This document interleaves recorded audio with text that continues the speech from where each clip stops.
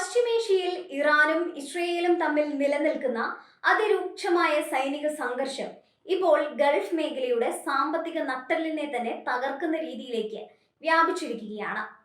ഇതിന്റെ ഏറ്റവും പുതിയതും ഞെട്ടിപ്പിക്കുന്നതുമായ ഉദാഹരണമാണ് സൗദി അറേബ്യയിലെ അതിപ്രധാനമായ സദാര കെമിക്കൽ പ്ലാന്റ് താൽക്കാലികമായി പ്രവർത്തനം നിർത്തിവെച്ചു എന്ന വാർത്ത.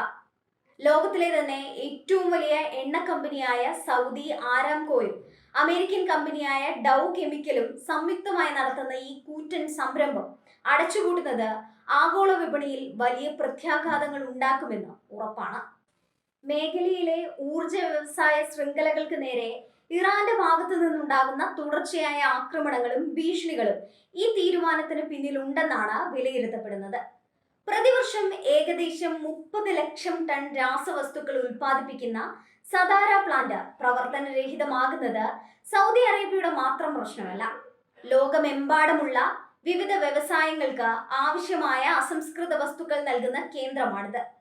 പ്ലാന്റ് എപ്പോൾ വീണ്ടും തുറക്കുമെന്ന കാര്യത്തിൽ കമ്പനി അധികൃതർ ഇതുവരെ വ്യക്തമായ സമയപരിധി നൽകിയിട്ടില്ല എന്നത് ആശങ്ക വർദ്ധിപ്പിക്കുന്നുണ്ട്. സുരക്ഷാ കാരണങ്ങളാലും അസംസ്കൃത വസ്തുക്കളുടെ ലഭ്യതയിലുണ്ടായ കുറവ് മൂലവുമാണ് ഈ അടിയന്തര നീക്കം വേണ്ടി വന്നിരിക്കുന്നത്. മേഖലയിലെ മറ്റ് വ്യവസായശാലകളും സമാനമായ പ്രതിസന്ധിയിലൂടെയാണ് കടന്നു പോകുന്നത്.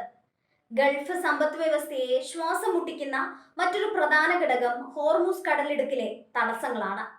ലോകത്തിലെ മൊത്തം എണ്ണയുടെയും ദ്രവീകൃത പ്രകൃതിവാതകത്തിന്റെയും 20% കടന്നു പോകുന്ന ഈ നിർണായക പാത ഇപ്പോൾ ഇറാന്റെ നിയന്ത്രണത്തിലോ അല്ലെങ്കിൽ യുദ്ധഭീഷണിയിലോ ആണ്. കപ്പൽ ഗതാഗതം സ്തംഭിച്ചതോടെ എണ്ണ കയറ്റുമതിയും ഇറക്കുമതിയും പൂർണ്ണമായും താറുമാറായി. ഇന്ധനവില കുതിച്ചുയരുന്നത് ആഗോളതലത്തിൽ വലിയ സാമ്പത്തിക മാന്ദ്യത്തിന് വഴിയൊരുക്കുമോ എന്ന ഭയത്തിലാണ് ലോകരാജ്യങ്ങൾ. പ്രത്യേകിച്ചും അമേരിക്കയെ പോലുള്ള വൻ ശക്തികൾ ഈ നീക്കത്തിൽ അങ്ങേയറ്റം അസ്വസ്ഥരാണ്. പശ്ചിമേഷ്യയിലെ തങ്ങളുടെ താൽപര്യങ്ങൾ സംരക്ഷിക്കാൻ അമേരിക്ക എന്ത് നടപടി സ്വീകരിക്കുമെന്നത് ഇപ്പോൾ ലോകം ഉറ്റുനോക്കുന്ന കാര്യമാണ്.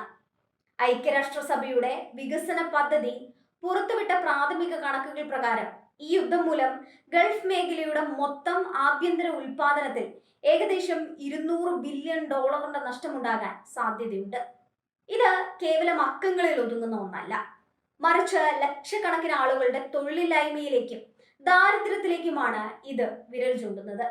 ഗൾഫ് രാജ്യങ്ങളിലെ വികസന പ്രവർത്തനങ്ങൾ സ്തംഭിക്കുകയും വിദേശ നിക്ഷേപകർ പിൻവാങ്ങുകയും ചെയ്യുന്നത് മേഖലയുടെ ഭാവി തന്നെ അവതാളത്തിലാക്കും. ശതാബ്ദങ്ങളായി ഗൾഫ് രാജ്യങ്ങൾ നേടിയെടുത്ത സാമ്പത്തിക പുരോഗതി ഇല്ലാതാക്കുന്ന രീതിയിലാണ് ഈ യുദ്ധത്തിന്റെ പോക്ക്.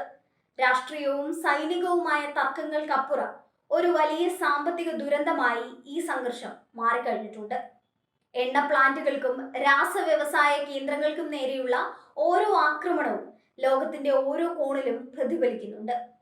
ഗൾഫ് മേഖലയിലെ സമ്പദ് വ്യവസ്ഥ തകർന്നാൽ അത് ലോകം മുഴുവൻ പടരുന്ന ഒരു സാമ്പത്തിക സുനാമിയായി മാറും. സമാധാന ചർച്ചകൾ ഉടൻ ഫലം കണ്ടില്ലെങ്കിൽ പശ്ചിമേഷ്യൻ രാജ്യങ്ങൾക്കും അവിടെ ജോലി ചെയ്യുന്ന ദശലക്ഷക്കണക്കിന് പ്രവാസികൾക്കും ഇത് നികത്താനാവാത്ത നഷ്ടമാകും വരുത്തിവെക്കുക.